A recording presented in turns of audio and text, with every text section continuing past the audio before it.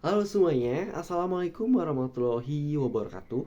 Perkenalkan, nama saya Riki Mulyana dengan C24012210050. Nah, teman-teman, di sini saya akan berbagi sedikit informasi mengenai praktikum yang telah saya lakukan pada hari kemarin, yaitu terkait dengan bab reproduksi 2, subbab terkait dengan fekunditas dan juga diameter telur. Nah, pada praktikum kemarin itu praktikumnya seru banget karena di sana kita belajar dan juga harus mengenal terkait dengan diameter telur dan alat-alat yang digunakan pada saat praktikum. Sedikit informasi juga terkait dengan teori daripada fekunditas ini. Fekunditas ini merupakan jumlah massa telur yang dihasilkan oleh suatu ikan sebelum masa pemijahan. Yang dimana teman-teman, fekunditas telur ini dibagi menjadi dua klasifikasi. Yang pertama adalah ada fekunditas nisbi, yang dimana merupakan fekunditas berdasarkan ukuran panjang dan juga berat. Yang kedua yaitu ada fekunditas total, teman-teman.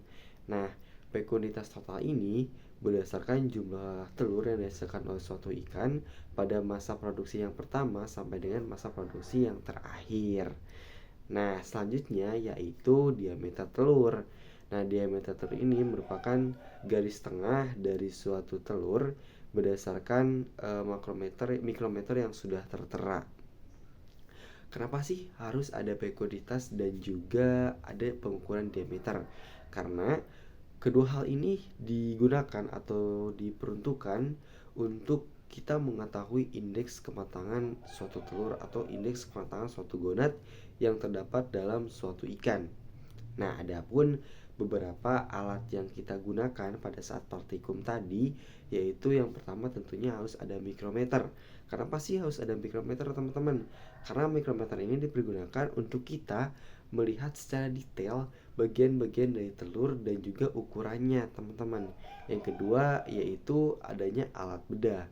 Karena alat bedah ini digunakan untuk kita bisa membagi bagian-bagian dari gonad tersebut untuk kita nantinya teliti lebih lanjut. Yang selanjutnya yaitu alat yang dibutuhkan adalah kain ataupun tisu, teman-teman. Nah, kain ataupun tisu ini digunakan untuk kita mengeringkan bagian gonad, karena pada saat melakukan penelitian atau pada saat kita ingin melihat secara detail bagian-bagian dari gonad tersebut ataupun kita ingin menggunakan gonad tersebut, yang pertama harus kita pastiin juga yaitu gonad tersebut dalam keadaan kering. Jangan sampai gonad tersebut dalam keadaan basah, teman-teman. Yang kedua, yang selanjutnya yaitu larutan aquades. Larutan aquades ini diperuntukkan untuk kita melakukan sterilisasi dan juga pada saat penguraian. Oke, next yaitu adalah cawan Petri. Cawan Petri ini digunakan untuk kita menyimpan spesimen dari gonad tersebut untuk pada saat proses melakukan pemburaian. Nah, adapun beberapa tahapan ataupun beberapa proses yang harus teman-teman lakuin ketika melakukan suatu pengukuran diameter telur ataupun fekunditas dari suatu telur tersebut. Yang pertama adalah tentunya siapkan gonadnya terlebih dahulu. Yang kedua, pastikan gonad tersebut dalam keadaan kering, yaitu dengan menggunakan lap ataupun tisu. Yang selanjutnya yaitu bagi gonad tersebut menjadi 3 klasifikasi, dan selanjutnya juga letakkan gonad-gonad tersebut di cawan Petri.